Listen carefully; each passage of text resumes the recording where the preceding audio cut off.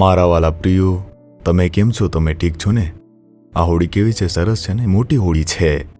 અહીં ઘણી નાની હોળીઓ પણ ઉપલબ્ધ છે, પરંતુ આ મોટી હોળી છે. આના કરતાં બીજી ઘણી મોટી હોળીઓ છે. આ હોળીનો ઉપયોગ અમારા માછીમારો મિત્રો દ્વારા માછીમારી માટે કરવામાં આવે છે. અહીં તેઓ જેઓ માછલી પકડે છે તેને એકત્રિત કરતા હોય છે. તેઓએ બરફનો ટુકડો અંદર રાખ્યો છે, તેની અંદર બધી માછલીઓ રાખે છે. બોટની અંદર એક આવી રીતે માછીમારી સ્થળ છે. એકવાર હોળીમાં માછીમારી કરવા જવા માટે તેઓ કહે છે કે જે ડીઝલનો ઉપયોગ છે તે લગભગ 1 લાખથી વધુ ખર્ચ થાય છે અને તેઓ ખૂબ ખર્ચ કરીને માછીમારી કરવા જાય છે. જો તેઓ વધુ કિંમતે માછલી વેચી શકે તો જ તેમને થોડો નફો મળી શકે છે. આ હોડી દ્વારા લગભગ 10થી 15 લોકો માછીમારી કરવા જઈ શકે છે.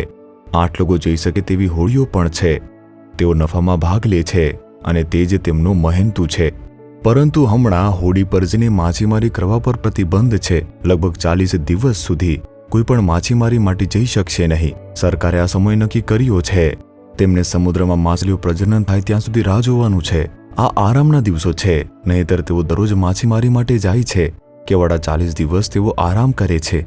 મેં વિચાર્યું આરામનો સમયગાળો છે, તેઓ સૂઈ શકે છે, આરામ કરી શકે છે, પરંતુ એવું નથી. તેઓ હોડીઓની અંદર સમારકામ કરે છે, સખત મહેનત કરે છે અને તેને તૈયાર કરે છે.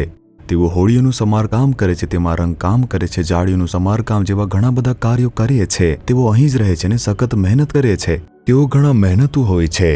તેથી પ્રભુએ પણ તેમના જે શિષ્યો હતા, તે સખત મહેનત કરનારા જે શિષ્યો હતા, તેમને જે તેમણે પસંદ કર્યા હતા. પ્રભુ ક્યારે આળસુઓને પસંદ કરતા નથી. તેથી તમારે પણ ખૂબ જ સખત મહેનત કરવી જોઈએ. ઠીક છે? સારું. શું તમે વિચારો છો આજે પ્રભુએ તમને કયું વચન આપ્યું છે? લુક 10મો અધ્યાય તેની 19મી કલમમાં ઈસુ કહે છે, મારા બાળકો, મેં તમને શત્રુની બધી જ તાકાત કરતાં વધારે તાકાત આપી છે. તમને કશાથી ઈજા થનાર નથી. પ્રભુએ આવું વચન આપ્યું, કંઈ પણ તમને નુકસાન પહોંચાડી શકશે નહીં. તેઓ મેલી વિદ્યા કરી શકે, જાદુ ટોણા કરી શકે, ખરાબ કાર્યો કરી શકે. આપણા વિરુદ્ધ ઘણા માણસો ઊભા થઈ શકે છે. દુષ્ટ માણસો, અધિકારીઓ ઊભા થઈ શકે છે. તેઓ ધમકી આપી શકે છે, ડરાવી શકે છે. આ અંત છે, આવી રીતે વિચારી શકો છો. પરંતુ કંઈ પણ તમને નુકસાન પહોંચાડશે નહીં. તમને કોઈ નુકસાન નહીં થશે. તો પછી તમે કેમ ડરી રહ્યા છો?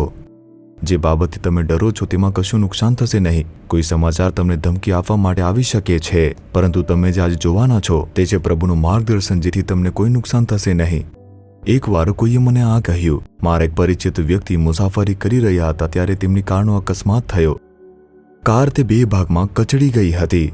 જ્યારે તેઓએ મને તેનો ફોટો બતાવ્યો, મને ખાતરી હતી કે અંદર રહેલો કોઈ પણ વ્યક્તિ એ બચી શક્યો ન હતો. કાર ખૂબ જ ખરાબ રીતે આખી કચડાઈ ગઈ હતી અને એવી રીતે કચડાઈ કે કાર ફરીથી કોઈ વાપરી શકશે નહીં. હવે બસ આટલું જ.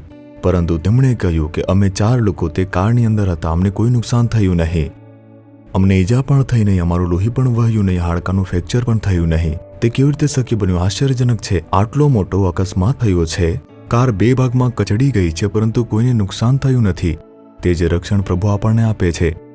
સંઘર્ષ છે, સતાવણી છે, દુઃખ છે, તે તમારી વિરુદ્ધ આવી શકે છે, પરંતુ કંઈ પણ નુકસાન પહોંચાડી શકશે નહીં. તમે ડરશો નહીં. પ્રભુને જોઈને તમે કહો કે હું વિશ્વાસ કરું છું પ્રભુ. તમે જે વચન આપ્યું છે કે કંઈ પણ મને નુકસાન કરશે નહીં, તેમાં હું વિશ્વાસ કરું છું. કોઈ પણ જાદુ ટોણા, કોઈ પણ મેલી વિદ્યા, શેતાનના કાર્યો અથવા દુષ્ટ માણસો મને કોઈ પણ રીતે નુકસાન પહોંચાડશે નહીં, કારણ કે તમે મારી સાથે છો. બસ આટલું કહીને જુઓ. આજે પણ તમને એક ચમત્કાર દેખાશે. શું તમે કહેશો? વિશ્વાસથી તમે કહો કે હે ઈસુ, તમે વચન આપ્યું છે કે કોઈ પણ રીતે મને નુકસાન પહોંચાડશે નહીં, કારણ કે તમે મારી સાથે છો. હું વિશ્વાસ કરું છું. કોઈ પણ માણસ અથવા કોઈ પણ શેતાનના કાર્યો અથવા કોઈ પણ મેલી વિદ્યા, કોઈ પણ દુષ્ટ માણસો અથવા કોઈ પણ અધિકારીઓ તે મને નુકસાન પહોંચાડી શકશે નહીં. હું તેમાં વિશ્વાસ કરું છું. તમે મને આવી રીતે માર્ગદર્શન આપો છો તે બદલ સ્તુતિ થાવ, સ્તુતિ થાવ. ઈશુના નામમાં પ્રાર્થના કરું છું. Amen, amen. Jesus redeems Gujarati YouTube ચેનલને સબસ્ક્રાઇબ કરો. દરેક નવા કાર્યક્રમની માહિતી મેળવવા માટે બેલ આઇકન પર ક્લિક કરો.